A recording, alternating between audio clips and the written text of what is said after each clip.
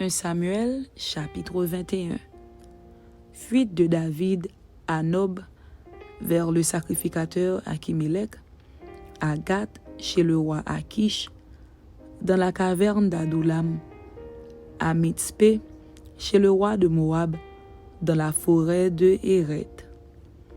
David se rendit à Nob, vers le sacrificateur Achimélec, qui accourut effrayé au-devant de lui, et lui dit, « Pourquoi es-tu seul, et n'y a-t-il personne avec toi ?» David répondit au sacrificateur Achimélec, « Le roi m'a donné un ordre et m'a dit que personne ne sache rien de l'affaire pour laquelle je t'envoie et de l'ordre que je t'ai donné.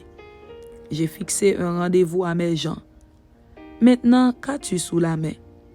Donne-moi 5 pains, ou ce qui se trouvera. » Le sacrificateur répondit à David, « Je n'ai pas de pain ordinaire sous la main, mais il y a du pain consacré, si du moins tes gens se sont abstenus de femmes. » David répondit au sacrificateur, « Nous nous sommes abstenus de femmes depuis 3 jours que je suis parti, et tous mes gens sont purs.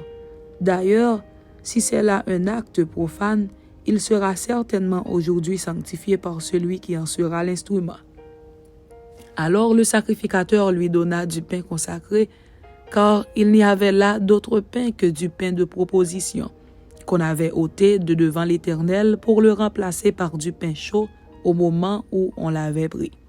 Là, ce même jour, un homme d'entre les serviteurs de Saül se trouvait enfermé devant l'Éternel. C'était un Édomite nommé Doeg, chef des bergers de Saül. David dit à Achimélec, « N'as-tu pas sous la main une lance ou une épée? Car je n'ai pris avec moi ni mon épée ni mes armes, parce que l'ordre du roi était pressant. » Le sacrificateur répondit, « Voici l'épée de Goliath, le Philistin que tu as tué dans la vallée des Térébintes. Elle est enveloppée dans un drap derrière l'éphod. Si tu veux la prendre, prends-la, car il n'y en a pas d'autre ici. » Et David dit, « Il n'y en a point de pareil, donne-la-moi. » David se leva et s'enfuit le même jour loin de Saül. Il arriva chez Akish, roi de Gath. Les serviteurs d'Akish lui dirent, « N'est-ce pas là David, roi du pays? N'est-ce pas celui pour qui l'on chantait et dansait? Saül a frappé ses 1000 et David ses 10 000? » David prit à cœur ces paroles et il eut une grande crainte d'Akish, roi de Gath. Il se montra comme fou à leurs yeux et fit devant eux des extravagances. Il faisait des moques sur les battants des portes et il laissait couler sa salive sur sa barbe. Akish dit à ses serviteurs, « Vous voyez bien que cet homme a perdu la raison. Pourquoi me l'amenez-vous? Est-ce que je manque de fou pour que vous m'ameniez celui-ci et me rendiez témoin de ses extravagances? Faut-il qu'il entre dans ma maison? »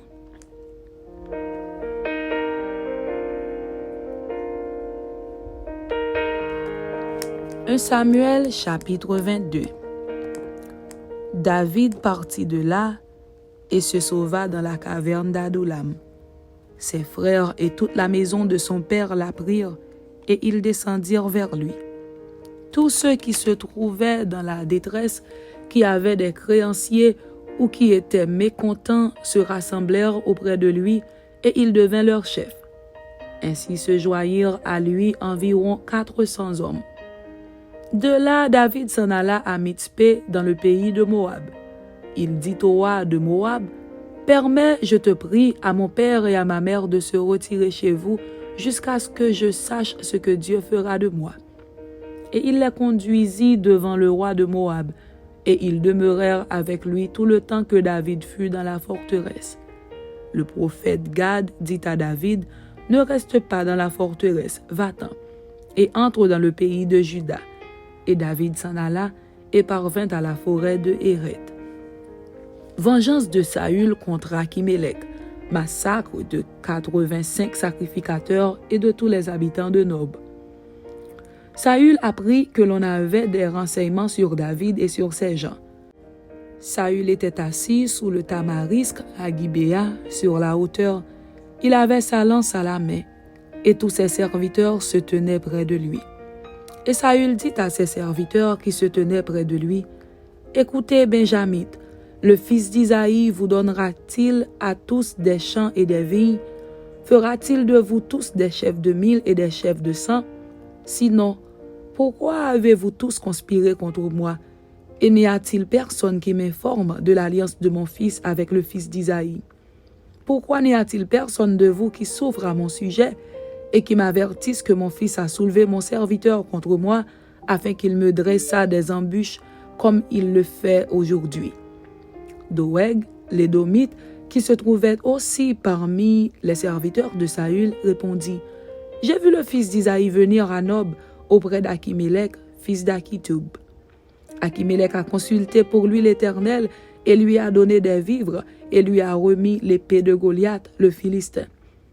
Le roi envoya chercher Akimélec, fils d'Akitub, le sacrificateur, et toute la maison de son père, les sacrificateurs qui étaient à Nob. Ils se rendirent tous vers le roi. Saül dit: Écoute, fils d'Akitub. Il répondit: Me voici, mon seigneur. Saül lui dit: Pourquoi avez-vous conspiré contre moi, toi et le fils d'Isaïe? Pourquoi lui as-tu donné du pain et une épée, et as-tu consulté Dieu pour lui, afin qu'il s'élevât contre moi et me dressât des embûches, comme il le fait aujourd'hui?